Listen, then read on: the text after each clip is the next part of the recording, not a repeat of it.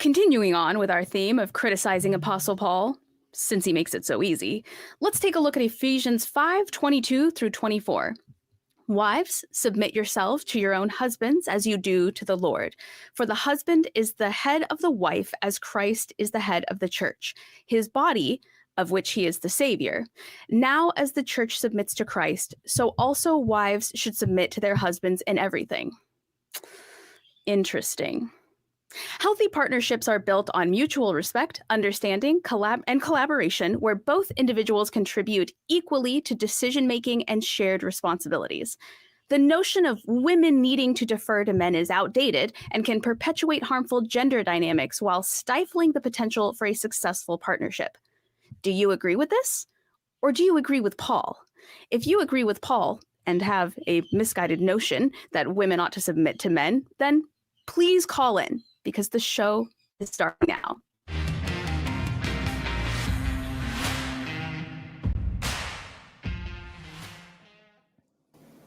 All right. Welcome, everybody. Today is March 10th, 2024. I am your host, City Davis Jr., and I am joined by my friend and co-host, none other than the amazing Dr. Ben. Dr. Ben, how are you doing today? I'm doing okay. It's been a while since I've been here, but it's good to be back. It's good to be talking about gender roles again today.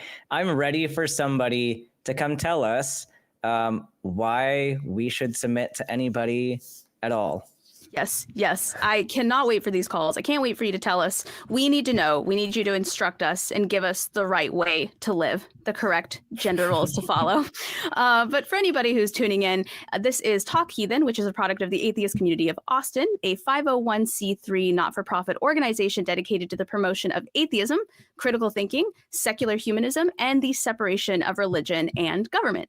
Talk Heathen is a live call-in show, and we have open lines right now for you to join us. So get to your calls, 512-991-9242, or if you're at a computer, go to tiny.cc/call-th. So there you go. Now, we're going to get to the question of the week, but first, I would love to address the question of last week. This is a segment called Talk Heathen to Me, which, love the title. Last week, we had the question of what character from a holy text would you get a drink with and why? And before I show you our top 3 answers, I just want to say that as I was digging through these, the number of troglodytes, you absolute filthy pigeons who selected Lot simply because they wanted his daughters to come to the bar and hang out too. You're the worst. So I just wanted to say, if you commented that, you're one of like 75 people who commented that. So, reflect on who you are as people. Unless they're hot, which I don't know because I've never seen a picture of them. Anyway, top 3 choices from last week's question of the week are number 3 from Jordan Moore 3984. I'd love to throw back a few whiskeys with Zeus, get his advice on women. Maybe his riz is contagious. LOL. Thank you. Thank you, Jordan Moore. Throwing it back with Zeus. All right. And number 2 from Woolite Mammoth. I'd get drinks with Jesus. We can keep asking for free waters and I'll turn them into wine. Love it. Woolite Mammoth. Right on. I agree with that. I would absolutely do that. Does Jesus, real quick, but does Jesus... It never says what quality of wine you're getting. Like, right. Is this the $3 Walmart wine, or is he making barefoot wine? Actual good wine? I need to know this. Jesus makes barefoot Moscato only. That's all he makes. That's all he makes, you guys. I'm so sorry to tell you. He's depleted his resources for the good stuff he used to make. And I feel like restaurants would see him come in and be like, the waters aren't free today, Jesus. Find someplace else or pay. You've got a tab of nothing but water that you've worked up to $100,000. You need to pay. And then our number 1 top choice is Smilin' Bobert or Bobbert. The biblical character I would have a drink with is Lot. Margaritas all night with plenty of salt to go around. Drown his sorrows about his wife. So plenty of salt, ladies and gentlemen. Plenty of salt to go around. The prompt for next week is, what's something God stole credit for? So if you're listening, please enter your best answer below, and we'll do the same thing next time. We'll pick the top 3. Now, Dr. Ben, I have a feeling perhaps your answer will be the same as mine, because my answer was thinking of you. But what is your response to what's something God has stolen credit for? Yeah, I think that my answer is obvious, that every time God has stolen credit for the work of actual humans, especially thinking of the medical field, but really in any case, like anytime something good happens in this world, God takes credit for it when really it's humans that are doing these things. Well, I immediately thought of you because, it was probably like almost a year ago now. You were telling me how when everything goes right at a hospital, they thank God. And when everything goes wrong, they blame you. And that's what I thought about, is how God has stolen credit for pretty much any good service you've done for anybody. So I'm sorry about that, Dr. Ben. Very personal. But that being said, I'm anxious to see what everybody else puts in the comments. So put your comments down below if you think you have an answer, if you want your answer to potentially be read next time as one of our top choices. But before we move on, we got to hit the crew cam. I want to thank the crew today. It's a gigantic crew. Love them. They are dependable. They're always here for us. There we go. There they are. Awesome. Perfect. Couldn't do it without them. Absolutely. They're helping me today. Today's my first day as the main host, and these guys are stepping in and they're going to fix what inevitably is going to go wrong, because that's just how things go. Hopefully not, though. So before we take the first call, I would like to remind everybody that you can become a channel member of Talk Heathen. You can click the join button below. It's below the video, and you'll get custom chat emojis, early access to clips and shorts, and you'll also help perpetuate the mission of Talk Heathen and the atheist community of Boston. You can also send a super chat, and if you do, and you include a question or a comment, we'll read them, and then we'll get to as many as we can. And then if you would like to also please like and subscribe to the channel, those are free ways that you can support the show. And you can also enable notifications. Comment below if you have a favorite caller. Comment below if I'm your favorite host. Even if I'm not, please comment below that I am, just because it makes me feel better. And then we also have new limited edition t-shirts that you can check out on tiny.cc/merch-ACA. It's a new limited edition t-shirt that says you can have your Jesus and eat him too on a communion wafer. So again, get yours at tiny.cc/merch-ACA. Awesome. So I would really like to go to, do we have a voicemail this week, team, in the back? Because I've always wanted to react to a voicemail if you got one. I find it rather perverted that you claim that you're free thinkers. You're the furthest thing from free thinkers that there ever was. First off, you pretend like you're blind and don't see the angels, and you pretend like you're deaf and don't hear them. Second, your mind was corrupted. I'm going to bring up to you now 3 dates. January 4th, 2003, October 10th, 2005, March 31st, 2020. On those 3 dates, you heard a voice of your God, your atheist God. His name is Satan. He said, sad and delicious. He entered your mind saying, I will turn and toss you violently like a ball. Not just you listening to this tape, but every person that you ever meet. And he said in your mind, don't tell the vision. When he said don't tell the vision, out of his mouth came a frog head that likes to imagine it's a big viper snake head. It's a frog, a toad, with 2 fangs on its throat and an omni mark on its untowed forehead. The name of the frog is Allah. It's dead black of color. It's Darth Kermit, your God. Your free-thinking God is not a God. Today I learned that the atheist God is in fact Satan. I did not know that. It's Darth Kermit. That is our God. All hail Darth Kermit with the fangs. But see, I actually, as I was listening to that, correct me if I'm wrong, but I actually got an inspirational story out of that. Somewhere there is a frog that dreams of being a snake, and he's doing whatever he can to make that happen for himself. I was touched. I thought that was like a dark Aesop's fables. Yeah, I feel like the more that went on, like, I mean, it started off like in a place where people usually go, where they tell us, you know, we're not actually free thinkers and all that. We're just pretending not to see the truth, whatever. And then the farther it went on, more just added onto this. Like, I was not expecting it to go where it went. Right. Right. I definitely got vibes like he typed a bunch of things he hated into AI, and then it like created a story for him. He was like, I don't know, atheist God, liars, deceivers, frogs and snakes and fangs. And AI was like, here you go. I've got the ultimate atheist Bible for you. Generate a Nicolas Cage film about atheists. And that's what we got. Yes. We got a script for a Nicolas Cage film about atheists. I think he should make it. I think this would be a fantastic story. I would watch it. Yeah, and if anybody in the chat watching knows what those dates were, maybe I missed it. I have no idea what the relevancy of those list of dates were. Maybe it's because I'm a heathen atheist. Maybe those are very important dates. I have no idea what he was listing those for. So if anybody knows, if anybody has any idea, I'd love to hear your thoughts on what those dates might have meant.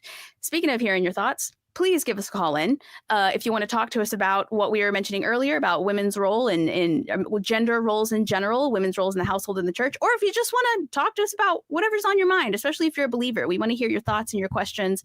Give us a call. The lines are open. You can do it from your phone or your computer. We're here for you. I would like to take a look at some screenshots that we also have after that delightful voicemail. If we could pull up screenshot number 1. Let's see. Let's see. Oh, great. That's wonderful. I love that shot. A little extra hot. In marriage, someone should submit to the man. That's not a bad thing. It's how nature works. That is how nature works. Interesting. And here's the thing. So here's my thoughts on this. And Ben, you tell me your thoughts and perspective.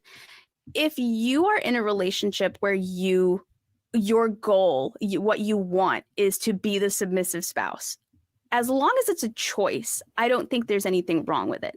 But if you're doing it because the Bible tells you need to do it, if you're doing it because your culture and your belief system tells you need to do it, that's where I think it becomes a problem. I don't think there's anything wrong with traditional values if they're consensual, but I just think it's rare we find scenarios in which it is truly consensual and it's not just somebody saying that's what they want because they were told that's what they should want. I don't know. What are your thoughts on that? Well, yeah, it is very odd to me that somebody should have to be entirely the submissive partner or entirely the dominant partner. Right. Like in any other area of your life, you have certain things where you say, I'm going to take responsibility for this thing, or I'm going to take responsibility for this one, and you can take this one, and we're going to share the responsibility. And I'm going to defer to you on this thing, and you'll defer to me on this thing. Like, very rarely is there a time when one person has all of the responsibility and the other person doesn't. Right. So it's just kind of odd to me that like you have to be so desperate for power that you're going to force the other person to be submissive in every single way in the relationship. Like that's just it's very odd. Like in addition to being abusive, it just gives the sense that you think you're better than everybody else, and it makes it seem like you think that your skill in one area translates to every other. And I mean, considering too the fact that they believe that just by default your anatomy makes you inherently better at everything than women, except for the issues of like childbirth and child raising, because those are feminine things and we don't want to be good at those because it diminishes our value as men. So like it's just a very odd scenario altogether. Like how like men in religion, and like this isn't a dig against men themselves, it's a dig against the system set up to oppress men and oppress women, oppress everybody. Like the system is not in anybody's favor, but like a system that has told men that you have to be better than everybody else and you have to like be able to prove that you're better than everybody else. So we're going to like restrict the things that you're allowed to do, because if you do these other things, that diminishes your value as a person. Right. And like the whole system is just really messy. And really unfortunate. Yeah, absolutely. One of my favorite things to do is when I go on Reddit, I like to follow and lurk on pages that I absolutely don't belong in, like pages that are the complete opposite of the beliefs that I have and the social norms that I follow. And it's always interesting to me to follow the pages that are for like red pill women or like pink pill women and the things that they want in relationships, because even though they say that they want these completely and totally traditional gender roles, they're still on there asking each other, you know, what do I do when my partner doesn't respect me? What do I do when they tell me to do this or tell me to do that instead of asking me? And part of me is interested because I'm like, I didn't know that these entire communities of people that say they want these things exist. But also, if you claim that you want the traditional role and then you also get upset when that comes with things that are a little bit inconvenient, like your husband or your boyfriend telling you what he wants you to wear, telling you how many kids he wants you to have, telling you how much money you're allowed to spend, it just seems odd to me to not understand how that doesn't necessarily align, to at least admit to yourself, am I truly this red pill woman, or am I maybe a little bit more modern or liberal than I want to admit? And so it's interesting to see that even they have drama in their communities as well, even when they're getting what is somewhat kind of textbook, that traditional relationship. So it's just interesting. I would like to bring up another screenshot if we've got one. We have one. It looks like, let's see. Pull up number 2. Ah, beautiful. Oh. Attractive. Yeah, I mean, I just love that our faces on the screen in these moments are just, you know, this beautiful picture of me just staring at my microphone. Gorgeous. It says, if he believes all the rot they tell him in medical school, then he's horribly ignorant of facts and full of lies, which is really funny because I like to see anything that person has studied at all. Because like, how do you, like, you kind of have to demonstrate that you know something in order to kind of put up an argument that these other people are all lying. And that's what you see in a lot of media and a lot of MLM circles, especially like people who say, well, this whole organization is lying to you. Okay, well, what knowledge do you have? And where did you get that knowledge that tells you that these other people are not telling the truth? Like, oftentimes I'll make that claim of these people are all lying, and then that's it. That's the entire argument. Right. Like, okay, right. Like, you're expecting me to distrust all of this data that you can go and you can read. And sure, you can think that like whatever I'm learning in medical school is not correct, but like if that's your entire argument, you don't really have much to go off of with that. Right. My favorite thing about that is you can still call someone an ignorant sack of shit full of lies and use their correct gender pronouns. So that's what I liked about that comment. Yeah, no, that was perfect. Yeah. Anybody can be respectful, honestly. And then we also have a super chat, Miranda Rensberger, who's been a member for 2 months, donated $5. And they said, as an aromantic who is single on purpose, to whom am I meant to be submitting? Great question. Great question. I think actually the sin is being single. I think that's the first sin you need to hurdle, is getting yourself into a traditional relationship so that you can follow those gender roles. But I'm just guessing. Then let's see here. We've got another screenshot. If I could get screenshot number 3. Perfect. Ah, beautiful. I love the dead stare in my eyes. It looks wonderful. Atheists didn't have anyone witnessing or writing back then, probably because they were put to death. Probably because they were burned at the stake or crucified, if I had to guess. I don't know. What are your thoughts on that? Yeah, I mean, like, they probably weren't openly atheist, but there are plenty of writers back then who weren't, like, in positions of authority in the church who were writing things. So we had historians, and while they may personally have been religious, we have non-biblical authors that are writing around the same time, and that can, like, it's funny, I get that they're probably using the word witnessing in the way that the evangelical church does, where it's like witnessing actually means like converting people and not like experiencing the things that are happening. Because anybody that is like, at least in my home church, if anybody had said like, I'm witnessing like the glory of the Lord or whatever, it's not that they've actually personally experienced a real tangible interaction with their God. They've likely heard a story from somebody else, or they've had a very vague experience that they're chalking up to some supernatural experience, and then they're just telling other people about that thing. So to say that, well, we didn't have atheists witnessing back then, it sounds like they're trying to say there weren't atheists telling other people to be atheists back then. And like, yeah, like Sydney was saying, they're not going to do that because it is punishable by death in most of the societies. But in terms of like having documentation, we have plenty of secular documentation. So I'm not even sure why not having atheists converting people means that atheism isn't a valid perspective. I don't know.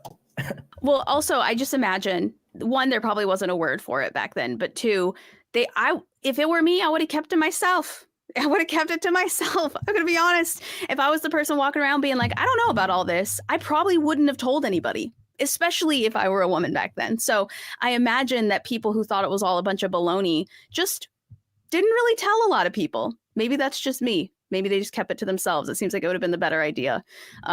Or maybe they put them in like whatever their version of institutions was back then because they just assumed they were wrong. And then we have another super chat. Neeker Breaker sent $5. They said, great host combo. Thanks to both of you. I love that. Thank you, Neeker Breaker. That's so kind of you. We now have a screenshot where somebody is talking about primates having two genders. Primates having two genders. Can't wait to read this one. It says primates have two genders, therefore gender roles. Yes, just because things exist, therefore there have to be roles based on it. So I guess like if we're going to go along with that, if we have biological categories, does that mean that there's a specific role for those categories? Like other than like having jokes in society, like is there a special role for blonde-haired people? Like do blonde-haired people get treated differently other than jokes and stuff? Like do they have different jobs that blonde-haired people can do and different jobs that brown-haired people can do?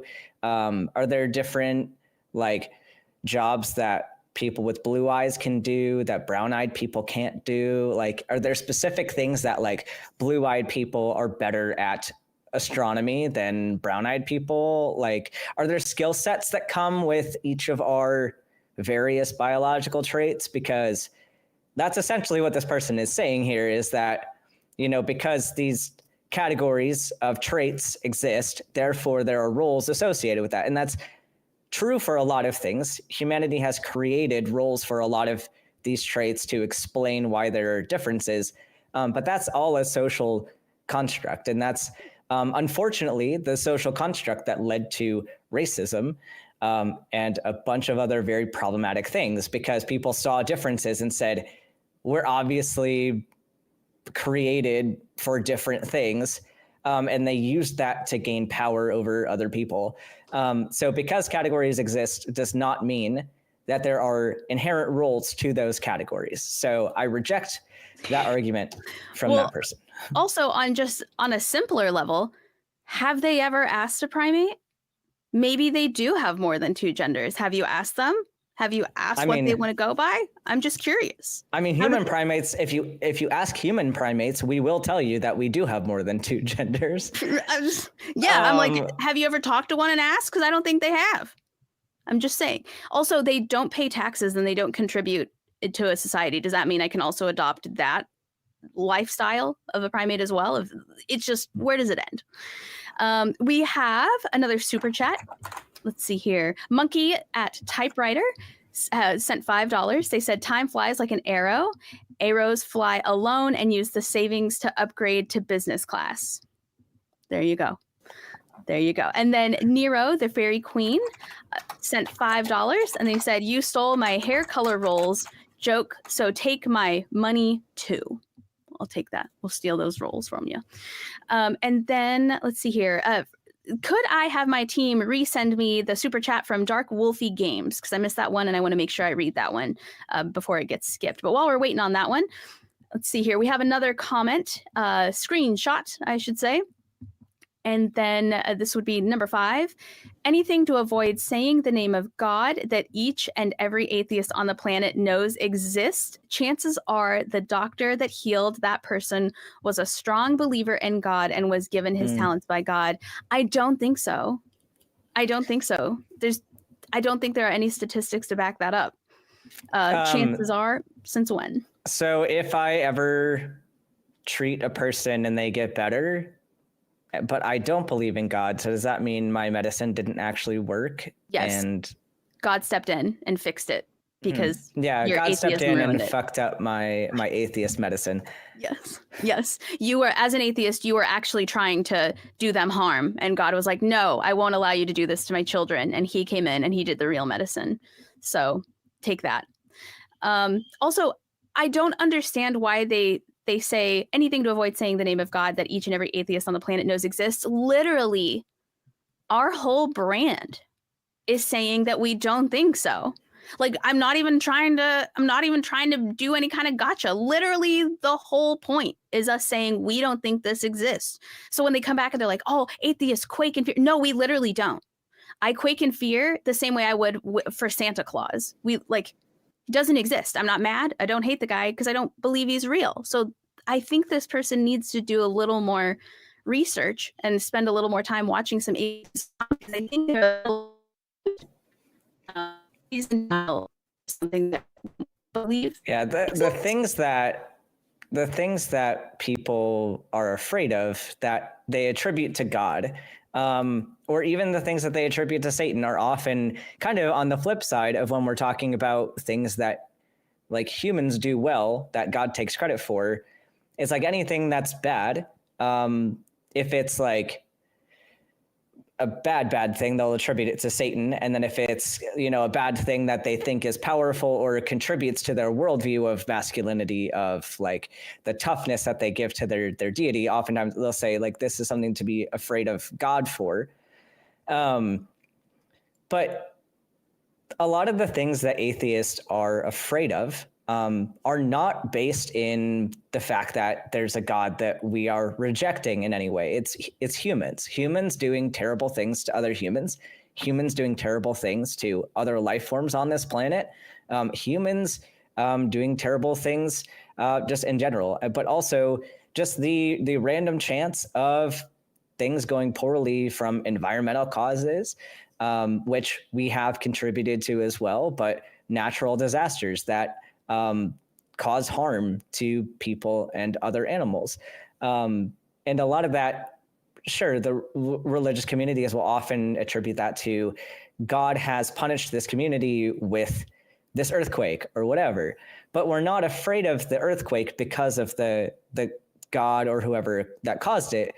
We're afraid of the earthquake because of the harm that it does to people. So I think if we're going to structure the kind of the sources of harm, we see it as a problem based on the consequences and not based on the origin of the harm necessarily. Like an earthquake is benign, like in itself. If an earthquake didn't hurt anybody or didn't impact people's lives, I don't think we'd care about earthquakes. I don't think the fact that it is an earthquake would be distressing if it didn't cause harm. So I think that's just a difference in thought that maybe we've had since, and maybe even a shift that I've had since I've left the church. A lot of things are more benign now and are just things that happen. And when they go wrong, it's more about the consequences than the action itself. Yeah, absolutely. And I've got one here that I think you'll like. This person says, there have been studies which show that people in hospitals that have someone praying for them recover faster than those who don't, even if they don't know someone is praying for them. How do you measure that study?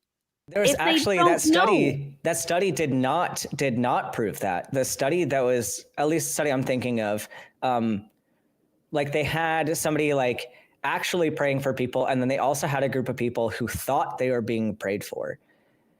And we did not see that prayer had a measurable impact. Like, it did not have a significant difference. Like, a lot of it, if you're going to talk about placebo effect, and if you're going to talk about people like believing they're going to get better, which we do know that psychology has an impact. It's not the only thing that has an impact, because you can't just wish yourself to get better from a lot of things. Right. But if you have certain psychological states when you're undergoing treatment, you can have some more favorable outcomes, and likely because you are kind of doing the right things that you need to be doing. You're scheduling your appropriate appointments. You're seeing the people you need to. You're prioritizing your recovery and not putting it on the back burner, like somebody who might not believe that they have a chance. So as far as that psychological aspect, how much of that contributes to recovery,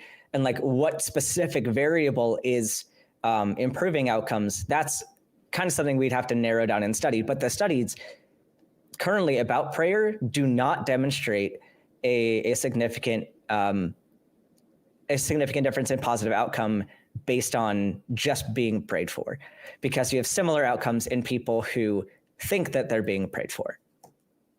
Right, 100%. I feel like the use of prayer in hospitals is about as good as the use of prayer anywhere else, where it's like, maybe you feel a little calmer after you do it. But other than that, I don't think there's any medicinal link between people who, especially people who have no idea they're being prayed for. But that being said, we have a call coming in from Austin, Texas, with the question, have theists run out of ideas? So I'm going to bring this caller on real quick. There we go. All righty. Blind Limey, can you hear us? Yes, I'm coming through. I thought I'd call in because I'd like to do a little sort of call to action for everyone out there who is clamoring in the chat or making comments, keyboard warriors. Are you truly out of ideas? Is all you can do spout baseless scripture? I know we're not supposed to be combative, and as a host I won't be, but I'm a caller right now, so I'm going to be spiteful. That's a great question. Are they out of ideas? For anybody who's listening, if you're a theist or if you support theists, I would love to know, why do we keep hearing the same ideas over and over again? Why do we keep having the same discussions over and over again? And I know that people might say, well, atheists talk about the same thing over and over again all the time, because we're responding to what we're being asked. We're responding to what we're being told. We're responding to what we're being accused of. And it's always the same. Where are the new ideas? I'm just curious. And if you're listening and you feel like that applies to you, or you feel like you have an answer, we'd love to have you call in. Blind Limey, what are your thoughts? What do you think? Do you think people are out of ideas? I think that they have realised that they have been beaten down in conversations so many times that a lot of their positions are indefensible. But the reason why I get so frustrated, and I want people to call in, is that belief informs action, and people are doing things like voting on their beliefs and legislating and hurting people I care about because their book says so. And I've been at this for about a year now. I've taken calls from people. Certain people, they're a little bit delusional, but at least they have the courage of their convictions to call in and defend their position. But all these people who quietly sit there and put the tick in the box to ban abortion or restrict trans rights because their God says so. Cowards, defend yourselves. Well, and it's interesting. I do see a few people in the side chat that are, making comments, and they should call in if you want to discuss these. And especially Christians, we know that the book says to defend your faith. And it's interesting that not a lot of people, you're right, not a lot of people have really expanded the way that they argue about these issues. I mean, granted, there's some new ideas that are interesting to argue, but they're kind of isolated topics. Namely, there's some people that call in to this show with interesting thoughts about, the days of the week and other topics, which you know these people very well.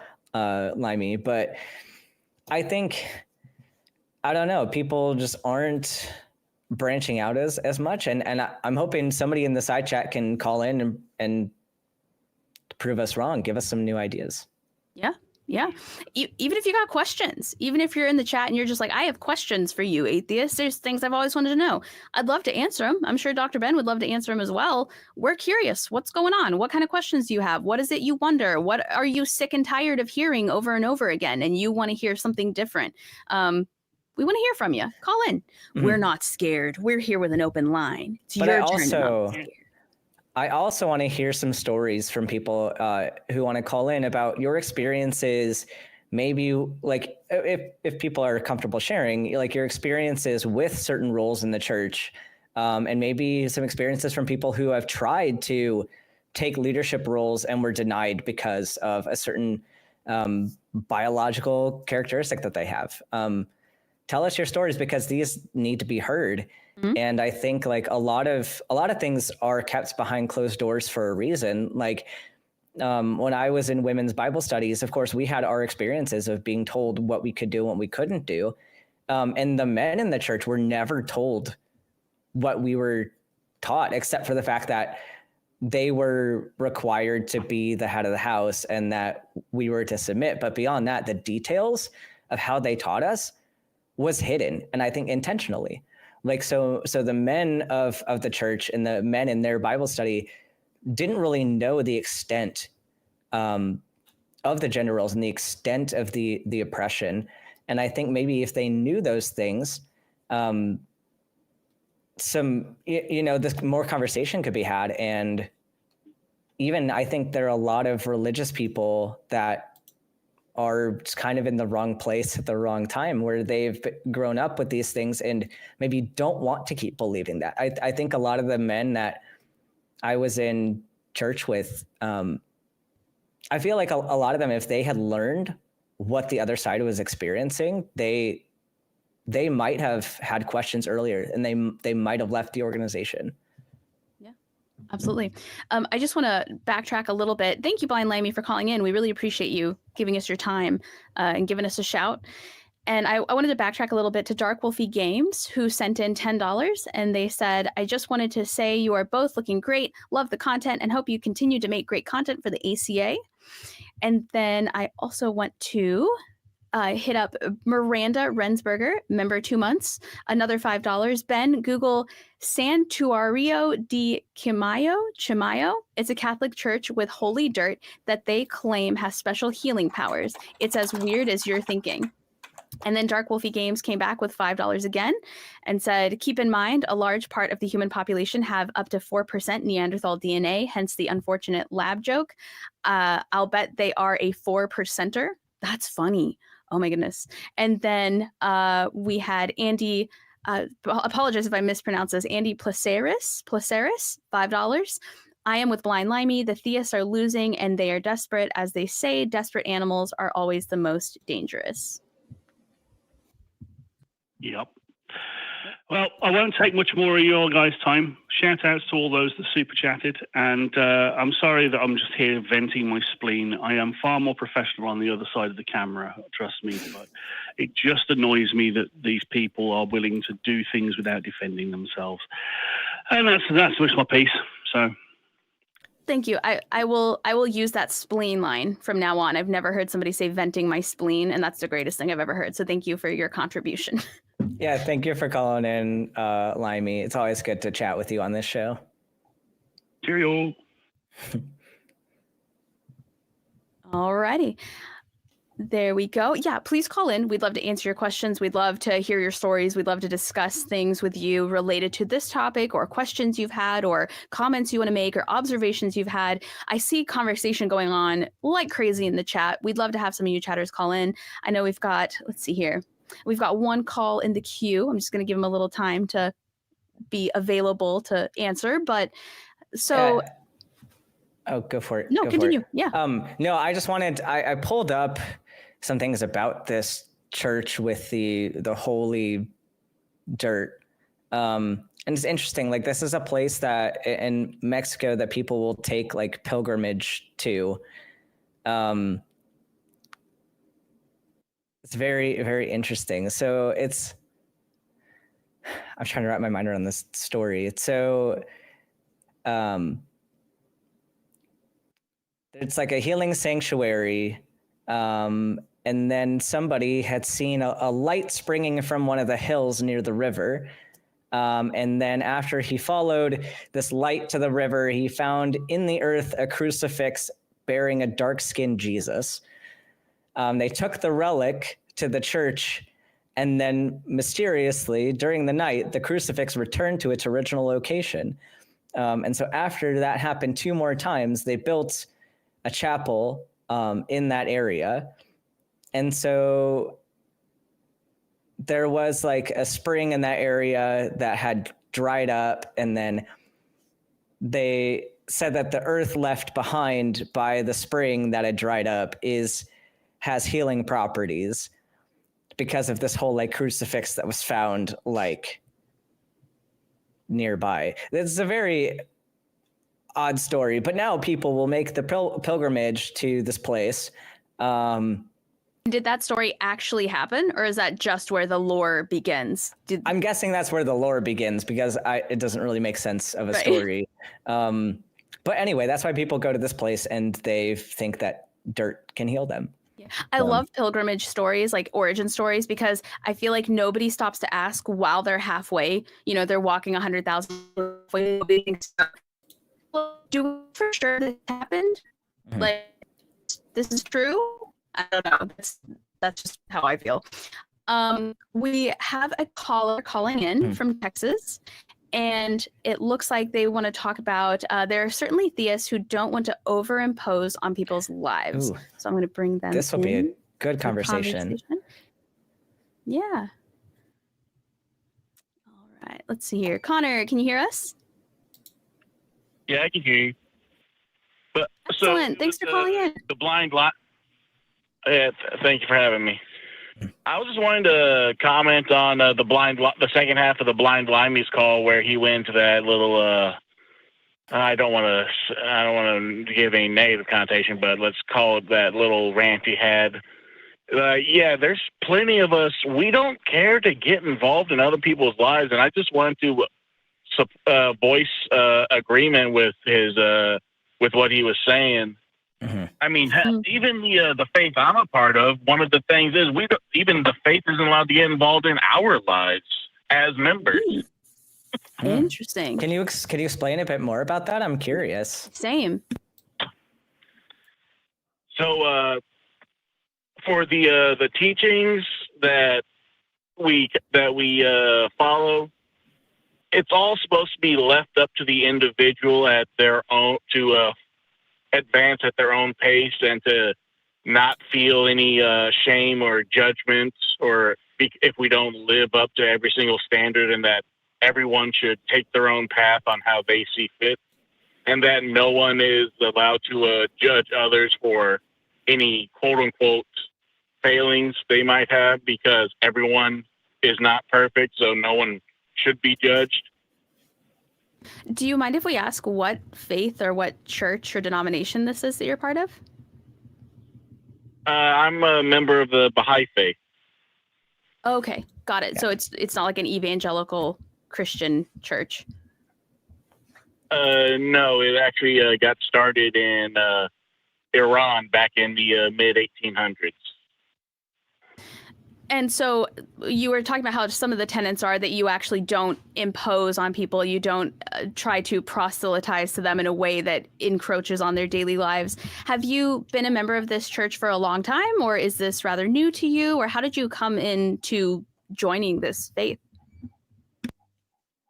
You know, that's actually a funny story, because there are 4 different ways it can be looked at on how I became a member of the faith. So, Oh boy. I'll just, yeah, like I said, it's a funny story. So I'm here for it. I have been an official member for several years now, but that's only because it turns out when I went to go do registration with National, it turns out I didn't finish when I did a few years earlier. So I just had to get back on a call with the representative and just finish that up. Well, I always What's the process felt like it to? was- What's the process like to register as part of the faith? Like, are there certain things that you had, like when you say you didn't finish, like what were there steps you had to complete to officially join? It turns out. So it turns out the person I was talking to forgot to ask me the only question that was really needed to. They asked me for like my information, like to register for voting and stuff. But the one question was if I believed in the messenger as being a messenger of God. And do they believe that, or? Oh yeah, yes, I believe it. That was their question to me. That's the only real question they asked in terms of like religious belief. And so what do you think, in your opinion, makes your beliefs in your religion better or more favorable or more positive than, say, Christianity or evangelical fundamentalist faiths or Catholicism? What is it about that one that you're like, we're not like the rest, we're a little bit different, we're better, in your opinion? Well, we're actually not supposed to view others as inferior. Got it. Okay, so then you don't think then? Well, I think it's right for me, Got and it. that if other people who don't want to do it, then that's perfectly fine. Got it. And what do you benefit from being a part of this, I guess, religious organization, as opposed to having the same thoughts and behaviors on your own without subscribing to a specific religion? Well, there are a few things I have learned from a philosophical standpoint on how to advance society that I would never have come up with on my own, that I actually think would be the better option for the world. But like I said, it's a personal choice.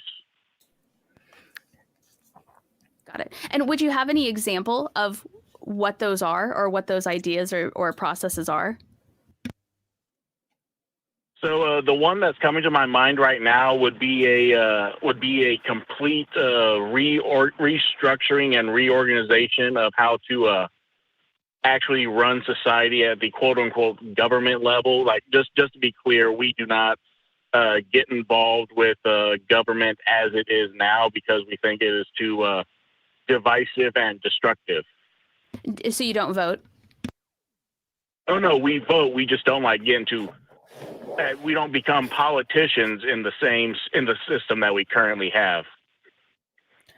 So I'm curious a little bit because I know I've talked to you before, and you've called in frequently, but like as far as the philosophical ideas and desire for a better functioning government system and all that, are those ideas something that you could like? I get that you had said that you wouldn't have learned these by yourself, but are they ideas that you could have learned from another human outside of a religion, or did you need this religious system to give you these ideas? Like, I guess, like, what's the connection between learning how to do things better for humanity and then adding this spiritual, like, theistic aspect to it? Why did these need to be linked? That is a good question and something I have not thought of. Interesting. Yeah, well, I appreciate you being straightforward about that. I will say this. I mean, the faith views itself as a continuation, and we view that God will, like, let's say, rough estimate of every 1,000 years, send a different messenger to slowly advance society. So the way I viewed it when I first discovered it, I wasn't really leaving the belief in a God that I had from when I was raised Lutheran and Catholic. Okay. So I basically just carried over my belief in a God with to a religion that I really saw as being more in line with the values that I had already had at the time. Do you think you already had those values, or do you think those values were instilled in you by someone else, say your religion or your church, or do you truly think those are naturally your values? Oh, let's see. That would have been about 13 years ago, so I'm trying to remember. I do know at the time I had the values, but there is a very good, like, the church, like my parents, like had went to church every Sunday, depending on which week. It was like either Catholic for my dad or Lutheran for my mom. There was the Sunday schools growing up. There was the Wednesday night Catholic classes growing up. I mean, it was just a lot of religion in our lives. Like, even they would bring home their Bible studies and have us go over it every morning at breakfast before school. So yeah, religion has always been like a big aspect of my life. Yeah, and it seems like, I don't know, a lot of the things that you want to do, and this kind of goes back to my previous question, a lot of these things that you want to do can be done by humans. And I guess, like, it's a great, like, you know, tradition to think of, like, God's going to send a messenger to advance society. But I just want to put the question out there because, like, couldn't there be people, like, do these people need to be sent by God specifically to advance society? Or are there people, not even just one person, like, aren't there multiple people that are just humans that advance society in the direction it needs to go, without having the supernatural component? Like, I don't see the need to have this religious background to the things that you're describing. You're describing things that humans do, and some very, like, quality humans have done throughout history. And I'm just confused about why we need to anchor all of this in religion and why we need a God to do these things. Right. It seems like something that you would want to do even without God. Well, I just want to be clear. It's not that we expect everything to be done for us by a God or by the God we believe in. And that why do you need the God at all? What role is this God filling? Based on what you're saying, what role is this God filling that humans aren't already doing? The belief is that it is guidance sent to us to further advance civilization for the time in which it is sent. So it sounds like, here's the argument that I feel like you're building, but not specifically connecting, is that you believe that a God is necessary. You believe that a God is necessary to guide humans. Is that what you are saying? My personal belief on it is that it's more like a kickstart to when things kind of stagnate. Okay, but do you believe that is necessary? Do you believe that God is necessary to perform that job? I believe that, what's the way I want to word this? I feel like you're not committing to a point, and I feel like you're leaving it very vague. And not, like, I'm confused about what role this God has. Like, you say that you believe in this God and that this God does things, but then you're not taking the steps to, like, say what purpose this God has, like, why we need to rely on this God. Like, yeah, you're saying that he can help with things, but is it necessary to have this God to have these other things happen? Like, it sounds like you want to have a God there, and so you're finding justification to include God in your belief system, but the rest of your belief system does not sound like it needs this God to be there. And what do you mean by stagnating? Also, you said that God is there to keep us from stagnating, but what does that mean, and why is that bad? And what purpose does it serve to not remain stagnant as a society or as people? What does that mean? Well, let's take the example of what we believe was the most recent manifestation, where if society stagnated back during the 1840s, then there would not be the same social progress in terms of equality between men and women and the different races of people. So you think that God directly stepped in and allowed for the development of women's right to vote and the right for all people of all races and equal opportunity, things like that? You think that was God's doing because he didn't think that humans would be able to do that on their own? I never said that God steps in and does everything directly. Okay. So even indirectly, do you think God is necessary? Do you think God is a necessary component for these things to have happened? In a way, yes. Okay. So you think that there needs to be a God for humanity to progress? I think we would be a lot further behind in terms of social progress without it over these millennia. Okay, but I'm still confused. Like, it sounds like God isn't a major player then. It sounds like God is just like your failsafe and that you don't actually need the God, but it's kind of a nice thing to have. That's kind of what it sounds like to me. I still fail to see the necessity of this God in your system. I'm trying to convince you that there is a God. So if God is necessary in order to maintain this forward movement of society, in order for society to improve, how would human beings know that they were even behind in any way? Or how would human beings know that they were missing out on anything if God didn't tell them that they needed to progress? So what would be the problem, or why would it be problematic in any way for humans to continue to exist as the way they were if they didn't know there was anything better without God?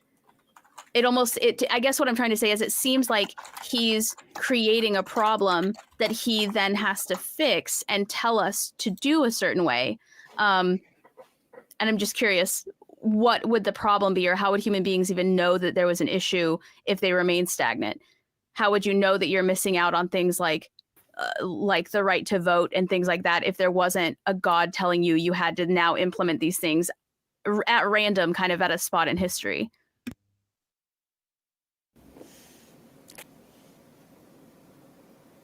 I'm sorry, I don't have an answer. I was originally just trying to call in to talk about how let's just remember, guys, my original call was just to agree with Jamie, the Blind Limey. I didn't really have all this planned out to go into this conversation with you. Yeah, that's okay. We were just asking you questions about your thoughts and beliefs.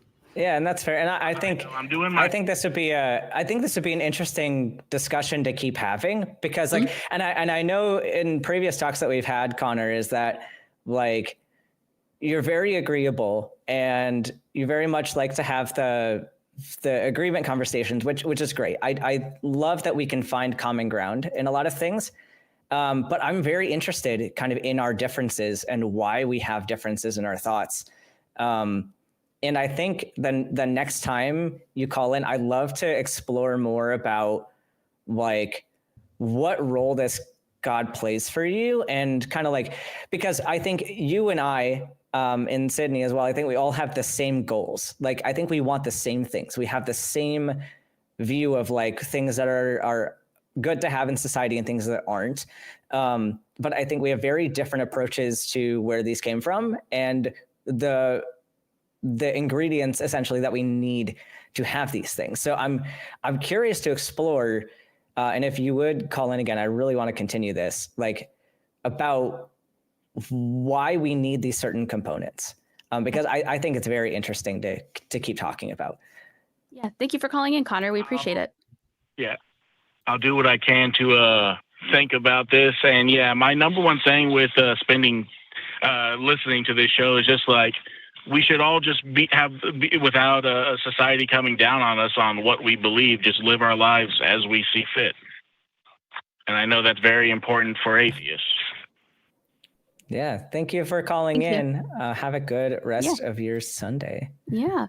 And before we move on to the next call, I just want to get the super chats. And I also want to talk about our patrons really quick. So we had a couple super chats roll in. Ben 9 Lives sent $4.99. Thank you, Ben. And they say, this is a wonderful way to spend Sunday afternoon. Thank you, guys.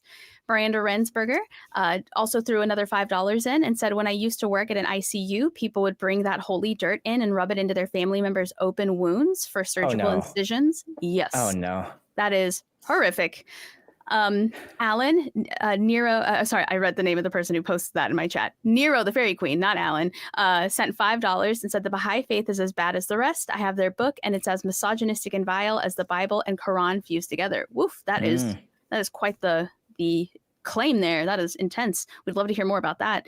And then we have our Patreon subscribers. I just want to give a shout out really quick. I usually do this in a voice. So Ben, what kind of voice should I read? Ooh. Like what kind of prompt are you looking for? Like an emotion, like maybe an emotion and an accent or a character or a. Okay. I'm gonna give you the character of. Oh, that's hard. Kermit the Frog, maybe, or something like that. Yeah, do Darth Kermit. Darth Kermit. Our god, Darth Kermit. Okay. So these are our patrons, which we appreciate so much. Dingleberry Jackson. Oops, all singularity. Dark Wolfie Games, new patron. Please send them extra links. Welcome. Davor Valjean, Kelvy Helvetti, honorable mention 6, J.A. Carlton. I hope that worked. I feel like I lost it there at the end. So sorry to everybody whose ears had to hear that. All right. So now we're going to move on to the next call. Rob in Tennessee says, I believe that women must submit in a relationship. So I'm going to bring Rob on. Rob, can you hear us? Yes, ma'am. All right. Tell us about it. Well, you said you wanted to explain yourself. Yeah. Well, actually, I'm just developing my thoughts. But okay. I'm at the same time, I think it would be wise for a woman to submit to the man, because the man, he has a superiority over the woman in certain areas, and woman, she's superior to man in certain areas. But where man is superior is in logic. How do you, Rob, how do you know that? Yeah, where does that come from? How do you know that? Well, biology, if you study the brain, if you study psychology, men, they think from the frontal cortex in a way where it's more laser, it's focused more. Hey Rob, where did you learn this? I want to know that first. Where did you come up with this idea? Sir, this is just basic fundamental logic. Except that it's not. But it's not though. Rob, have you ever studied the brain? What study have you done on the brain? I do study on the brain all the time. Okay, where? What study? How? What things do you read about the brain? How do you get this information? What sources do you use? Okay, so this is just basic sources on the internet. Now, but what is that? Rob, so that's not, yeah, so you're using basic sources and you're not going to list them. Are you aware that you are talking to a medical doctor right now on this show? Yes, sir. Right. Okay. So I think I have sources that probably beat your sources. I raise you one source. Yeah. So a lot of the things on the internet about brain activity are wrong and overly simplified. And a lot of things, like, for example, right brain, left brain thing, that's all out the window. Things that are gender specific brains are like, that is outdated information that we do not accept anymore. Because when you take humans, they're all on a spectrum of individuals, right? No two people are the same. Do you think, I'm going to pose you a question. Do you think that every man has the same skill set in the same areas? No, sir, but this is what every man has that a woman don't. and this is a substantial amount of testosterone. And Do you think testosterone causes logic? Is that the claim that you're making right now? I'm saying testosterone is let me explain. So that testosterone is the building block that fuels the male brain to get focused laser beam. Well, how does testosterone work on the brain? Can you share the mechanism with me of how that happens? I'm very, very curious right now. So testosterone is a hormone, and this hormone, it stimulates energy, focus, drive. How? Hold on. Where's this list from? Rob, I think you're throwing out things that don't make any sense for what we know testosterone to be. Yes, testosterone does play into mood. It does play into like certain emotional states. We do know that. But testosterone does not give you energy. Like, it does not act to give your brain energy. That's it is not Red Bull. What happens. Testosterone can build muscle mass and can cause you to use up more glucose to then expend more energy through muscle activity. But that's not a specific thing to males. Like, yes, you get higher testosterone level and oftentimes higher muscle mass. But you can also get that with women who have higher testosterone as well. So this is not a male specific thing. And I feel like what I'm saying, I feel like it's very hard to have this conversation because you are so out of your depth right now. And I'm trying to find I'm trying to be as nice as possible here. But the way you're describing this physiology, you don't really understand how any of this works. And you're just combining things together based on your intuition and what you think makes sense to you when you don't have enough baseline information to draw these connections. Right. So, and we want to help you get the right information. Yeah, so we want to help you. So I wanted, instead of like going farther into this argument, I want to stay at the very beginning and talk about, differences between men and women in terms of all the things that you described, but primarily talking about logic, because the first argument you had mentioned that women should submit to men because men are stronger in certain areas. One of these areas is logic. Do you think that every single male is more logical than every single female? And sir, bear with me on this. No, answer my question.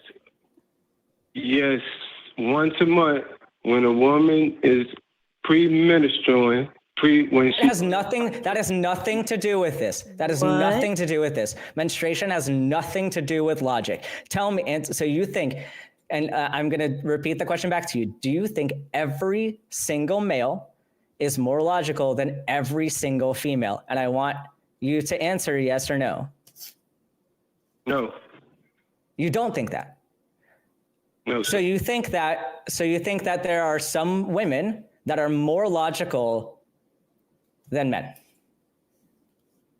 At times, yes. Okay, so then you cannot keep the position that men by default are more logical than women. Is that true? I would say we're more designed to play that role because everything in nature has a role. The estrogen has a role. So you're saying that, so if a person, so you said that there are some women that are more logical than men. So if a more logical woman was in a relationship with a less logical man, you think that because of the original design, that less logical man should still be in charge of the woman? No, sir. Okay, so that's good. Your argument, it's leading. It's a lead. See, the male, he's designed to lead because males lead. Okay, so let's break that down. Again. So I'm writing down everything that you've said. So here's the thing. Your trick is to now prove your point, prove that men should be in the position of leadership over women. And all of these arguments that I'm writing down, we've already crossed off number one. So it's not because they're more logical. So that's out the window. You cannot use that point again. because I'm we also debunked curious. it. So the next point, you're saying that they are designed to lead. So what does this look like? What makes, like when you say someone is designed to lead, what factors make them a leader? So you can go way back to the beginning when men had to go out and they had to figure out what places were safe. They had to figure out how they was going to... Hold on. Wait. How do you know it was men that did that? Yeah. How do you know that was a man's role? Well, it's by nature that the strongest... That's not... I do not want you to use any argument that you do not have evidence for. Because you're just throwing things out and you're making a claim. So everything that you have said that has supposedly been evidence has been another claim. You are just throwing out claims and claims and claims. I need you to give me evidence that what you are saying is correct, because I could say that women were the ones out there finding the safe place to live. Does the fact that I just said that mean that I'm correct in that statement? It's illogical. Because the women had to have the babies. They couldn't worry about fighting the beast. They couldn't worry about... No, Rob, do you understand what I'm saying? In the fact that you can't just say something and that makes it true. Right. Like you can't just guess and that be the truth and then tell everybody that. You have to have evidence. I would love to know where your sources are. You seem very confident in these sources, and I'm curious what they are. What websites are you reading? What books are you reading? Where have you gotten this information? This is basic common sense. But it's not. That doesn't exist. Though. There's no such thing. You get these facts from a place. You get this information from you don't just wake up one day with this information and then it's true. You heard it somewhere, or you were told, or you were made to believe this by someone or something. Where does it come from? Layers and layers of observation and studying and trying to understand the dynamic between the feminine and masculine energy. But what does that mean, though? Studying what? Studying psychology, studying biology, studying... I don't think so. I don't think so. So you study biology. This goes back to a question we asked you before. What methods are you using to study biology? Where are you learning your biology? Because you're not coming up with it off the top of your head. Or some of the things that you said sound like they're coming up from the top of your head, but... No disrespect, but it's like I'm getting the information. Like, where you getting the information from? And you're putting your own... No, I don't think we're getting the information from the same place, because I have years of university education. I have an undergraduate degree in biology, and I have a medical degree, and I have residency training. So I don't think our education is equal on this subject matter. And when I try to ask you to explain the mechanisms of how things work, it's clear that you don't understand the mechanisms at all from a fundamental perspective. Because if I ask somebody who has studied science, even somebody who studied at a high school level, I can say, like, how does an enzyme work? And a lot of times people can say an enzyme is a molecule that has certain active sites. It joins two compounds together and like makes a reaction happen faster. Like, even that's a very simplified explanation for what an enzyme is. But if someone told me that explanation, I could say, okay, you have some knowledge of how this works. You've read about this before. With the things that you're saying, I need more evidence that you've studied it. Okay, so I'm asking you, ask a more direct question, because the question... No, there is no more direct question than where do you get your information from? We just, like, one title, and then I got to hang up on you because this is going in circles. Directly, very direct. What is the name of the place where you have gotten this information from? Books, internet. Which books? Which books? Name the book or the author or the website. I don't... Listen, let me just say this. I don't think so. I don't think whatever that is, we should let you say it. I got to move on to the next caller. Yeah. This is just going in circles. Thank you for calling, Rob. This has been, but I gotta let you go. I'm sorry. Gotta move on to the next caller. So if for people out there who want to talk about gender roles or really anything, and if your argument is, It's designed this way because I thought about it in my brain and that's what I think it is. That's not an argument. That doesn't Just count. don't do that. You have to have some evidence to back up what you're saying, and you have to actually like demonstrate a relationship between your variables. Or at least name where you heard it. At bare minimum, name where you heard it. So our next caller is Miguel, calling from Spain. They say they're a psychologist and that atheism is a logical fallacy. So I'm going to bring Miguel. Miguel, can you hear me? Yes, I can hear you, yeah. Perfect. All right, tell us about it. You said that you're a psychologist and that atheism is a logical fallacy? Yes, that's correct, yeah. Okay, so tell us about that. Okay, I will tell you the fallacy, okay? Atheism is a logical fallacy that assumes God is the religious idea of the creator of the creation to conclude wrongly that no creator exists because a particular idea of God doesn't exist. Basically, atheists assume God is a sky daddy. I say sky daddy to make it easy to understand. So they put down the idea of the religious idea of God, and they conclude no God exists. That's not what actually No, I think we're going to interrupt here because we don't claim that God doesn't exist. That's not our claim. Our claim is that we are not convinced that a God exists. Do you understand the difference between that? Do you claim that you don't believe in God? Do you think God doesn't exist? That's not what. Did you listen to what we just said? We do not claim that God doesn't exist. That's not the claim that we are making, unless Sydney wants to make that claim. But I think for the most part, we're not. Individually, some people might, but we are saying that we are not convinced by the arguments that have been presented. We are not convinced that one exists. That's not the same as saying that God doesn't exist. We're not assuming that we are presented with every single idea of a God. We're not claiming that like we have every concept of God that we are able to completely reject. We are saying we are not accepting the ones that have been proposed, and we're not accepting anything that, like, if there is a God that hasn't been presented, that just nobody has any concept of, we don't have any reason to believe that that's something that's true until some evidence comes up that suggests that we should believe that. Does that make sense? And as an individual, I understand. I understand. Basically, atheists, I understand reality without God. Basically, they have an understanding of reality without God. Basically, atheists think that God doesn't exist. Anyway, I'm gonna explain why God exists 100% sure. Okay? Go for it. I'm gonna explain why God exists 100% sure. Okay. 100% sure. Okay.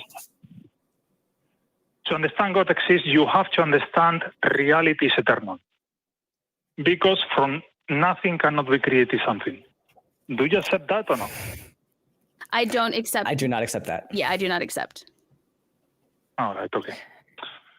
And the majority of atheists will not claim that reality came from nothing. That's not a claim that we make.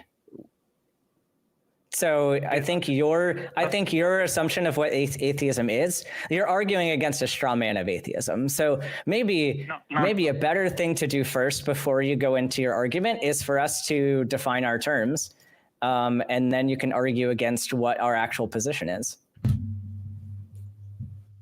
All right. Okay. Okay. So as atheists, we're going to define atheism, at least for the purposes of this discussion, the position that we are not convinced that a God exists. Okay, so we're starting from neutral. I was an atheist many years. I was an atheist for many years. Yeah, I know what is atheism. Yeah. Anyway, So you then. So basically, and we are not, and again, we are not claiming that everything came from nothing. Right. That is we not. claim, a lot of us, and I'm going to take the position here, that I don't know how everything came into being. I don't know It the was answer not to that. from nothing. I don't necessarily accept that it came from nothing, but I don't really know. So I don't really have a position as far as that goes to debunk. I don't think that a God was necessary for it, or I don't necessarily have a good reason to believe that God was necessary for it. Right. We have but- not seen enough evidence to suggest that we should believe in a God or that a God exists. We have not been convinced of such through evidence. All right. So you can give your position, but just know that, like, if you were going to say what you were about to say, you kind of have to redo some things and not straw man our position. Okay, I'm going to give you my position, but we have to go over the first hurdle, because otherwise it's not going anywhere, okay? Do you accept that from nothing cannot be created something? If you accept that, then you have to accept that reality is eternal. It's as simple as that. No, that's not what we said. That's not what we said. We said that, like... I feel like you called in thinking you knew answers already that we were going to say. And when we tell you that's actually not what we think, you just keep going as though we responded the way that you prepared or rehearsed before you called in. Yeah. No, I know how this goes. Yeah. Anyway, I know how this goes. I have debated with Atheist 1 million times. Yeah. Anyway, But so far it hasn't quite gone anywhere. Do you accept reality exists now? Something exists now. Do you accept that? I would agree that something exists now. I would agree that I am sitting here. Mm-hmm. Perfect. Reality exists now. Something exists now.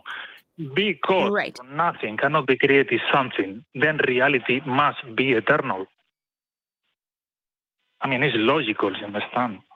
Yeah, if you're following that logic, yeah, if there has to have been something since the beginning of this universe. Yeah, I would accept, for this argument, I would accept that.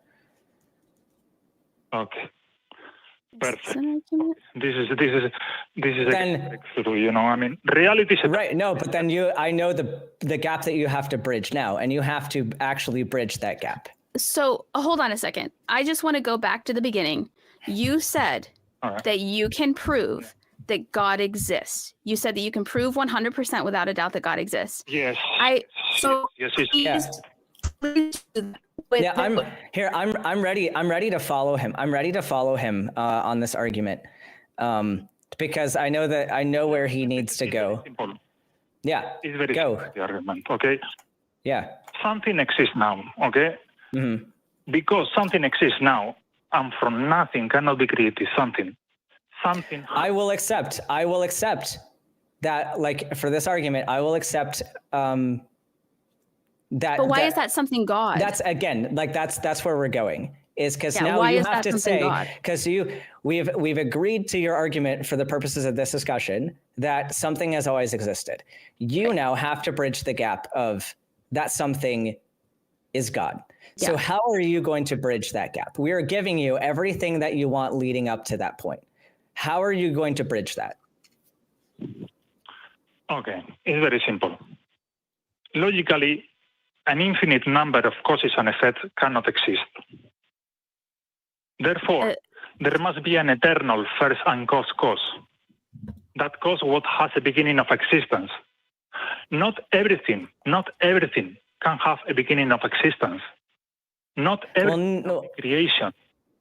Well, hold on, no, but you're contradicting yourself, because you said that nothing, like that there are things that have always existed. So now you're saying that things could have come about without prior existence. Basically, what I'm saying is that what has a beginning of existence, like, for example, the universe, what has a beginning of existence. And it's a possibility. It's a possibility that the universe has eternally existed. That does not mean that there's room then for a God. Like, it's possible. Right. It's possible that, like, we've all agreed. We've already conceded this part of the argument. Right. What we're asking is, now you have to demonstrate that something is God and not something else. Right. Yeah. Basically, the universe cannot be eternal. Because why? that reality could be a reality of infinite causes and effects, without any intelligence, without any beginning. Yeah, I'm not seeing the problem. If the universe cannot be eternal logically, then why can God be eternal logically? Why cannot be eternal logically the universe? Why can hold on. You are special pleading for your God, because we have two situations. Either way, in either situation, you are claiming that something had to have been eternal, right?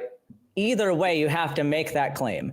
But why are you saying that this natural thing could not be eternal, but this God thing could be? Why are these different in your mind? Why are you special pleading for this God? Because the universe is a reality of causes and effects. Everything in the universe, it has a beginning of existence. What you're telling me is that... So are you saying that God is not a system of cause and effect? The beginning of existence. It cannot be like this. It's impossible that everything has a beginning. You're just claiming it's impossible. You have not convinced me that it's impossible. So let me break this down for you, Miguel. So this is where I feel like we've gotten. We both say something has to come from something. It can't come from nothing. Got it. We both agree on that, right? We both say perhaps things have existed for a very long time, or you use the word eternal. Perhaps they have existed for a very long time, longer than we can even fathom in our minds. Great. Got it. Now, at what point do you say, and can you prove, you say it all the time, but can you prove that God is the thing that started that? We've conceded to everything else, but Dr. Ben and I might say flying spaghetti monster. We might say giant earthquake.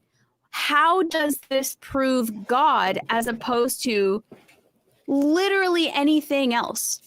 What proof is there that it's God and nothing else that started everything? Because it's uncaused. Meaning that it was a decision. God decided to create the universe because it's a decision. It's uncaused. Contrary to the universe, the universe is causes and effects. Where is God in this? So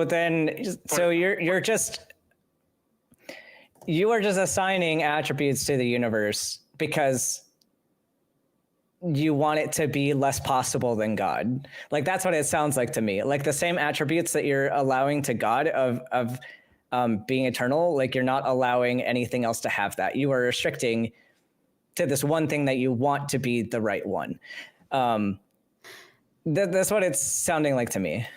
Miguel, I am so glad that you called in. I really am. I know that you commented on a previous video and we invited you to call. But I think I'm going to have to move on to the next one because we're running out of time here. And I think you ran out of script. We'd love to have you come back. We'd love to have you tell us the true evidence that we need to believe in God, but I can't let us just keep cycling back and forth on this. I don't know if maybe you dropped a page of your script. Yeah, come back and tell us like why the universe can't be eternal, but your God can be. Right. Like why do you draw this distinction? Call back later when you have that answer.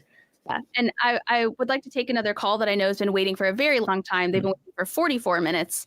And this is Josh from Indiana, they, them, inexplicable experience and how to parse that from a scientific standpoint. Josh, hit us with it. Can you hear us? Hey guys, how you doing? Long-time listener, first-time caller. Thank you so much. Like, the work that you do is wonderful. Thank you, Josh. We appreciate you calling. So, background. I was raised hyper-Christian, enough said. Evangelical, like speaking in tongues, the whole jimmy jam. Okay. I never really bought into that. There was just no substance to it. Okay. As I got older, I disavowed myself of structure and kind of just tried to interact with my life and what I experienced. I wound up, I guess, 16 years ago, starting to do ceremony with the Lakota Nation. And I got to be honest, like, I've listened to you guys for a long time, and I've talked to my wife about this. She's an anthropologist, food anthropology. And she's come to a lot of different ceremonies with me, and she was like, yeah, you know, I get it, but, like, what about what we've seen in ceremony? So, you know, I'm curious as to how, like, I should approach that from because, like, I'm theist adjacent. I'm not certain that there is a God. To be honest with you guys, I'm not certain of much of anything.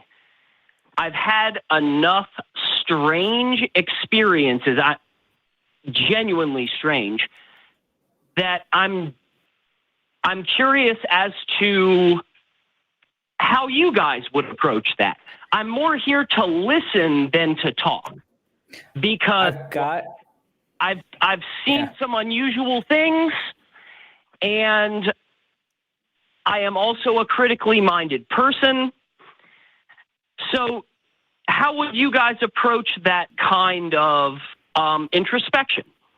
Yeah, I've got an approach that I use, and it's actually the same approach that I use in medicine. So essentially, we're going to do a differential diagnosis of this, whatever experience you want to talk about. So pick any experience that you feel like is not well explained, and we're just going to think through, like, start off by thinking through 3 possible causes for that experience. And one of them can be like a supernatural experience. Like, that can be in your list of differentials, if you will.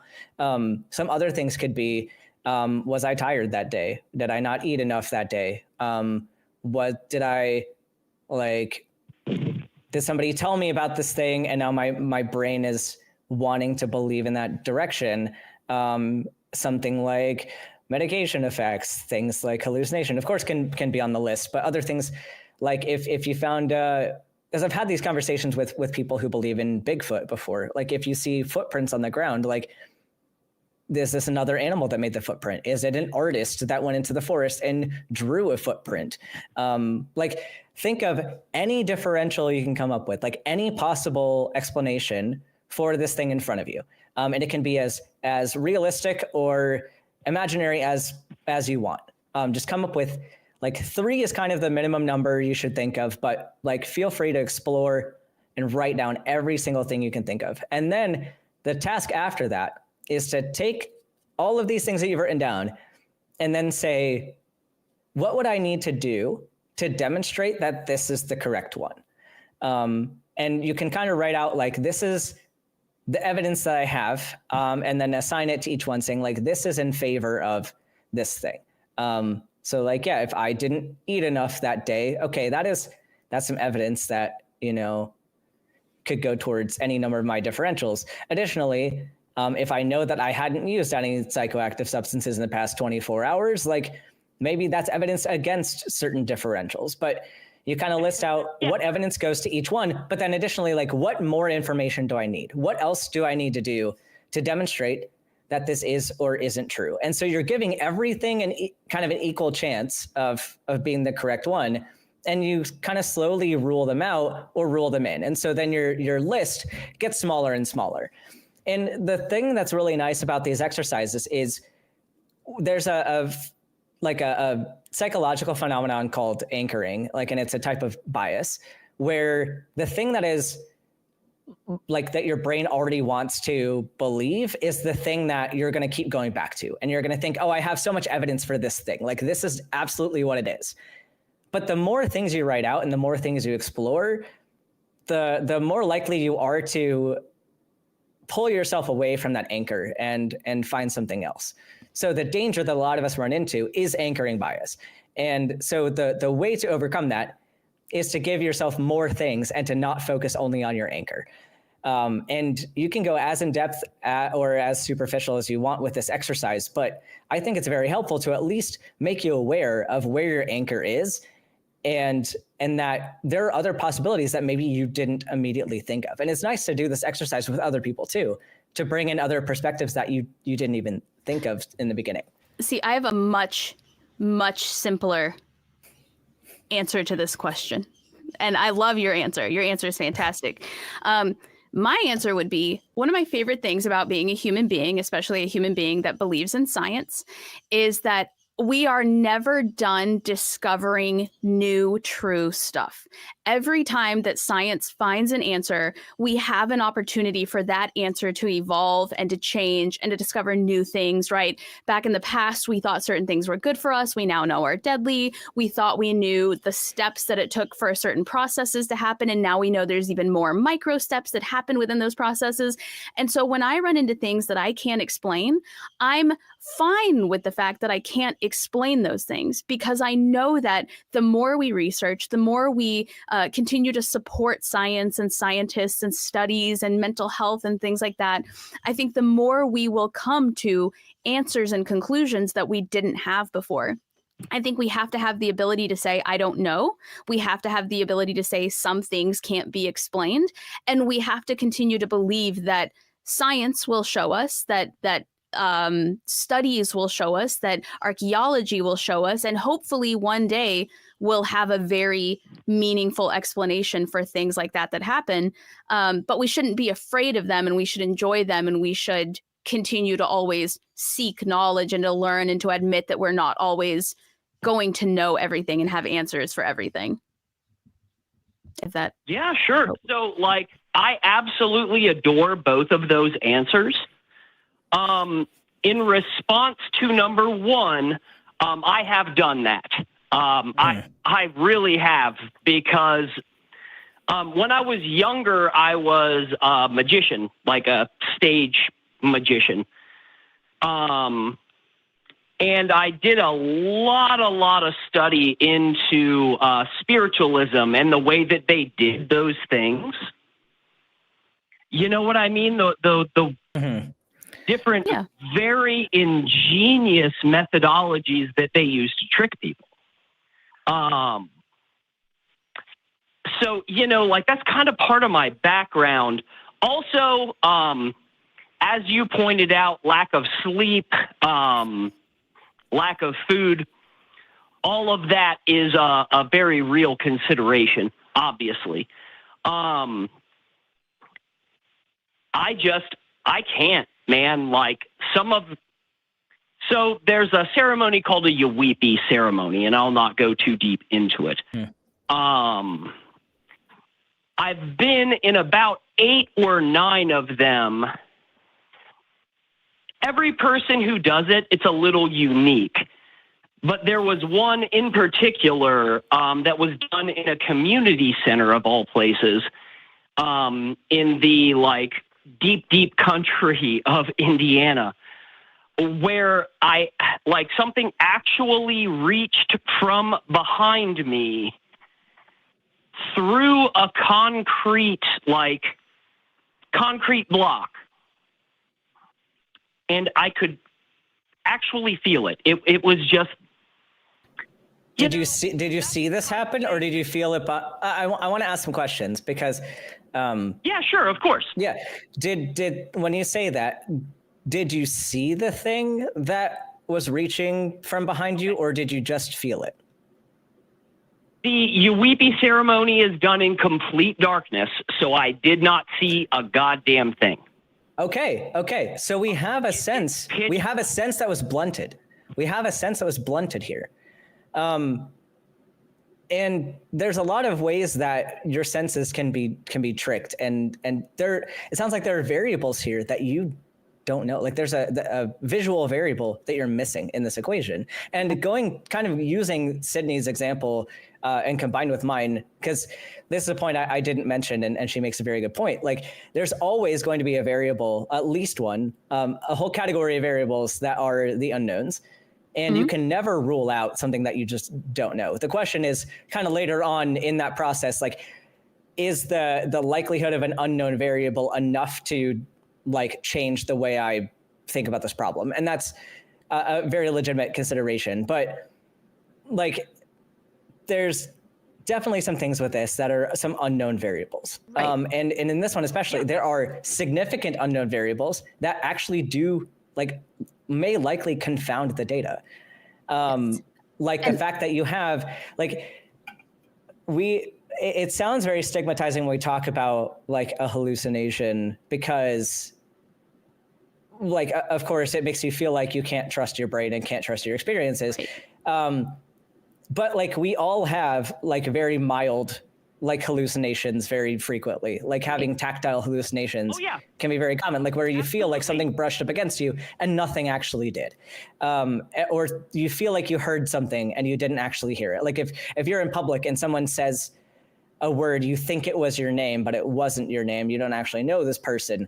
Like, we all have those experiences. And so that has to be higher up on the differential than something like a spiritual experience. And so like when someone has a situation like this, like I feel like the more you describe your experience, the more we can break down the details of what specifically happened. And even in talking about it, there's probably a lot of details that you don't remember because your brain kind of tuned out during that time. And so that's something that we have to factor in as well, is, are you remembering this correctly? And a lot of times we have selective attention and we can only focus on a certain number of stimuli at once. And so like, are there factors with this where you felt a thing? And I'm not going to discount that you had this experience. Like, I will never say that you didn't experience this, but did you experience this in its entirety? Or are there pieces that you don't remember, or is pieces that you weren't aware of at the time? And I think, I think like, yes, that's the case. Right. And so there's more work then that needs to happen before I can say that this is unexplainable and of supernatural origin. Like those, it's going to take a lot more work to get there. And I feel like so often people will do a minimum amount of work investigating this, and then they'll chalk it up. They'll be like, oh, I ruled everything else out, so this is the thing that's left over. Well, but and I have a bit of a personal you may not anecdote. have. And I have a bit of a personal anecdote that I feel like lines up a lot, and correct me if I'm wrong, Josh, with what you're talking about. So quick backstory. I'll make it quick. There was a night where my mom was in the hospital, wide awake. She's not under anesthesia. She's never been under anesthesia, or she hadn't been during that hospital trip. And she watched as water started pouring into her room. She was awake. She was wide awake. And the water began to fill the room. So obviously she's freaking out because her room is filling with water. It gets to the point where it's up on her bed and she's getting wet from this rising water. And she freaks out and she starts screaming. And when the nurses come in, they open the door and they let the water out of the room. But it was real. She felt it. The water was there. She heard the trickling of the water pour in. She saw the whole thing happen. And she couldn't figure out what was going on. She thought she was losing her mind. She was not on any hallucinogenic drugs. A few weeks later, my brother is a little kid. I think he was 6 or 8, wakes up in the middle of the night screaming. There are spiders all over his room. He says there are spiders on his bed. He can feel them crawling. He can see them on the ceiling. Nobody else can see them.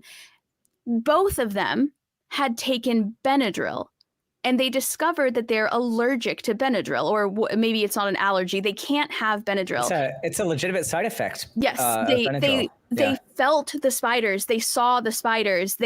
Or my mom, it was water, but she says she remembers clear as day that she could splash this water and it was filling her room and she was wide awake. She was not woken up. She was not under anesthesia. Same with my brother. And to date, they cannot take Benadryl. When I take Benadryl, I'm totally fine. I don't hallucinate. I don't see anything.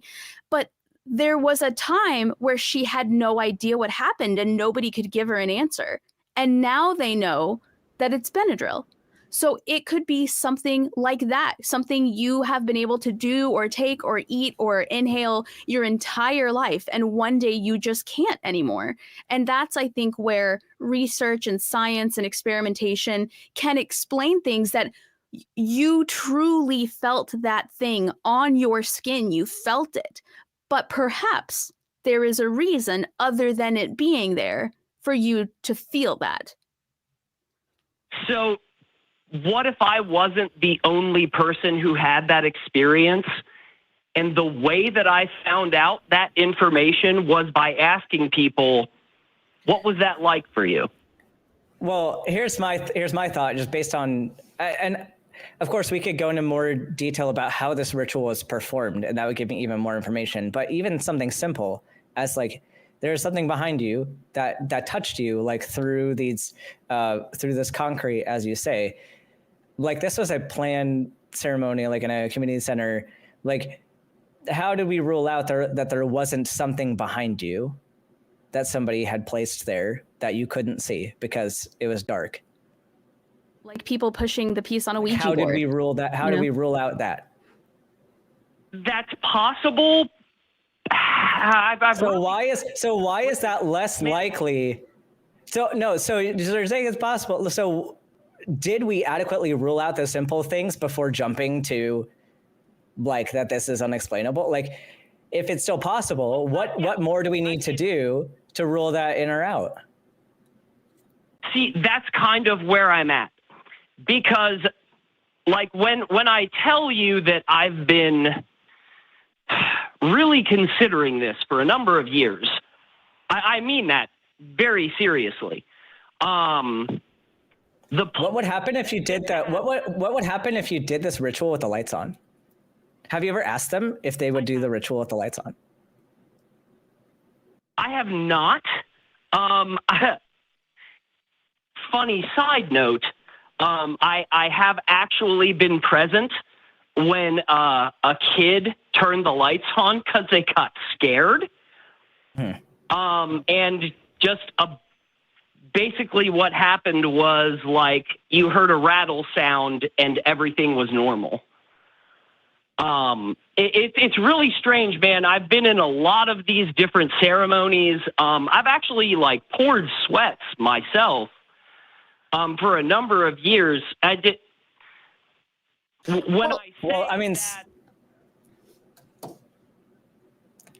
Sweating is part of your like physiological response to emotion. So you could have certain emotions and have that happen. Like, I feel like, Josh, like I feel like you've had these experiences, and I feel like you want this to be something else. Like, even if you're not consciously thinking that that's what you want, like it's by the logical steps you're taking. You have, like, you say that you've looked into these things like to their full extent, and then now you're kind of at the tail end. I think based on our conversation, you have more work to do. That's very possible, man. I think that's what you need to do. I think you need to take a step back, figure out where you're anchoring, and try to make that not an anchor. Try to correct that bias. And then, like, sure, it's still on the differential that this is a spiritual source, but right. we haven't ruled out these other things. And I think like the way you need to do it is kind of isolate some of these variables and essentially make a study about it. Don't forget also that statistically, how would I do that though? That's honestly my question: is how would I actually go about that as a person? I am not a classically trained scientist. I have a fair amount of education.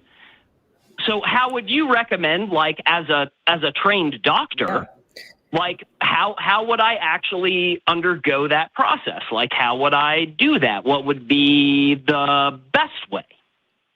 Yeah. So ideally you could do a larger scale experiment, but that's not going to be probably feasible. But figuring out what variables you can isolate that might be confounding the data, such as the lights being off. Like, is there a reason why they have to have these lights off? Is there something that they're hiding because the lights are off? Like, even going to different ceremonies, it might not be like feasible to go to different ceremonies of different communities, and seeing similarities, differences, et cetera, if the experience is the same across both. Having, even surveying people's experiences who go to these things, and letting them kind of anonymously write down kind of what they felt happened, etc. That can be like some preliminary data. But like ideally you get to a point where you could have like the ceremony performed in multiple different ways and seeing how the difference changes. For example, like with the lights on, I don't know, in a different building, like figuring out, like I'm kind of word selling a little bit because it's hard since we were kind of short on time and not able to get the full story of the ceremony. But I encourage you to look into some of the studies, like about supernatural experiences and how they designed them. Like the one about prayer with healing, that can kind of teach you how do I isolate, how do I create study groups and how do I isolate these variables? Because you're going to need a control group, you're going to need like an experimental group at minimum, and then like it's a lot to undertake, and it might not be fully feasible, but there's some variables that you could look into through some of those study methods. So I'd say go like do a literature review, go find some sources, and then maybe call back about, and then we can have a longer discussion about study design. Well, and also I would like to add, we can't forget that humans are known to change what they remember about certain experiences based on what everybody else says. So it's actually not unusual at all for humans to say, oh my gosh, I felt that too. Oh my gosh, I heard that too. I did. And that's not actually true. There are ample studies that show us that human beings change their memories or change their experiences and their feelings based on what they're told they should have felt or tasted or heard. And they don't even realize they're doing it on purpose. It's not malicious at all. So there's that factor to look into as well. What does it take for human beings to change their experience that they swear up and down that they felt or they heard or they tasted or they smelled or whatever, based on what they've been told they should have or what they've been told they did experience. So that's... Yeah. And another thing, you could learn to do the ritual yourself, or have somebody else who is not like part of the group try to perform the exact same things, and then see, like have a placebo person leading the ceremony, like to where nobody knows that there's that they weren't trained. So you have to be creative on how you do this. Like even take people from outside of the community who have never been exposed to this ritual before, have them go to the actual ritual, and then have those same people go to the ritual that was performed by somebody who wasn't like an official person supposed to do it, and then see what the responses are.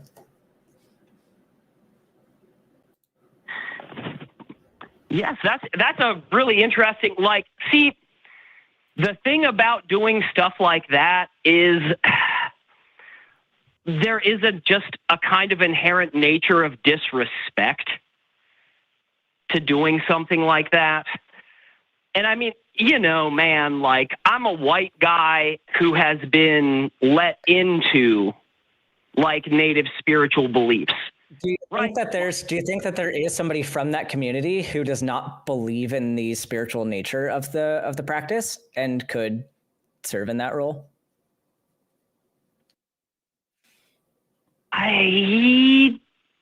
No. Oddly enough, I don't. You don't think that there are any native people like from those cultures that aren't spiritual? Close enough to any of them to be able to do that. So you just don't know any, which is fine. Like that's a resource restriction. Yeah.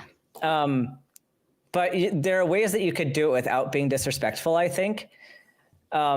Because like it sounds like it's, and I'm gonna be careful about how I say this, but it's important to respect cultures and cultural practices. There's a different reverence that we give to indigenous religion than we do to other religion. Like if we're going to take the beliefs as they are, we should be just as critical of indigenous beliefs as we are of like Christianity. Like the beliefs themselves Oh yeah, no, should be left up to scrutiny. that's fair. And I think that I think that like it wouldn't be inherently disrespectful to try to demonstrate those claims. I do think you can be, there's some specific ways that you can take to be respectful while you're doing that.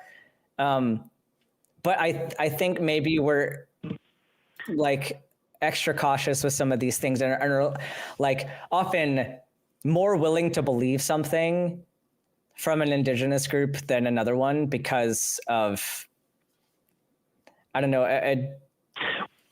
I mean, for me, it more comes down to the fact that they have been heavily oppressed and they have not shared their information with a lot of people as a result of that. Okay, but has been a beneficiary. Yeah. Like, I want to respect it as much as I can, right? Like, just want to respect it as much as I can. But that doesn't mean you have to believe and as it. You say, and that doesn't mean, and it's not like. The same way that I would cover my head in parts of the world that want me to cover my head out of respect for the location that I'm at, whether it be like a temple of some sort, that doesn't mean I believe any of the reasoning behind why they do it, but I'm showing respect for that culture and that community by following the rules. And so just because you are willing to say, this is a different culture, this is a different place, this is how they do things, I want to be respectful of their culture, this is how I'm going to act while I'm here, does not mean that you have to consent to believing what they believe and that you're adopting their belief system in any way. It just means that while you're in their space and while you're taking their time and their resources, or you're in their temples or forests or wherever you happen to be, that you are showing that you recognize this is what they prefer. And so you're willing to do a few things here and there to be respectful of what you know their beliefs to be without adopting those as your own beliefs. Yeah, sure. I think that's perfectly fair. Well, hey, listen, guys, it's been really amazing talking with you. It's been super helpful. Thank you so much. I just genuinely respect everything that you guys do. And maybe we'll talk again in the future. Thank you so much. Have a wonderful day. Yeah. Thanks for calling. Please call in again. Yeah. Awesome. Awesome. All right. Well, it is the time of the show where we wrap things up a little bit. And so what I'm going to do is I'm going to remind you that next week, I want you to, well, not next week, this week, I want you to comment based on the prompt that we gave this week. And this week's question was, what is something that God has stolen credit for? Let us know in the comments. Let us know if you're in the live chat right now. Let us know if you're watching this afterward. What is something that you think that God has stolen credit for? And maybe your comment will get picked for the next show. Dr. Ben, do you have anything you want to add in terms of what God stole credit for? Anything specific? No, I think my previous point still stands. You're like, I still agree with what I said earlier. Exactly. So anybody who's hanging out in the chat right now, you can hang out with us in the Discord after this. I'm going to be there for a little bit. I know we've got some members that are going to be there for a little bit. Ben, I don't believe you're going to be there for a little bit. I'll be there. Sydney's going to be there for a little bit. Okay, I'll be there for the crowd. A little bit, yeah. See what I mean? Your experience is changing because what I told you. Yes. But if you want to visit tiny.cc/ACD Discord, you can hang out with us in the I was about to say virtual, in the verbal chat. What is that called, guys? I'm new to Discord, where you talk and you can listen, but you don't see our face necessarily. We're going to be there chatting with you. But I'm going to queue up the love rings. Let's queue up the love rings for the end of the show. How does Dan usually do this? Oh, there we go. Perfect. Queuing up those love rings. And if you don't believe, this is your community and we appreciate you being here. But if you do believe, Dr. Ben, we're just not convinced.